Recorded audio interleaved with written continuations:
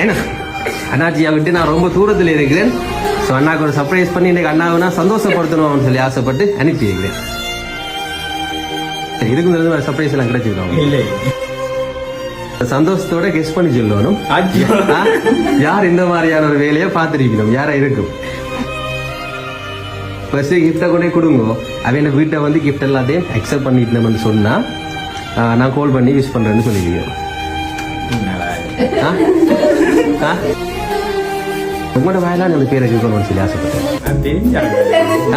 என்ன செட் பண்றீங்களா டெய்லி தெரியாது சொல்லுங்க.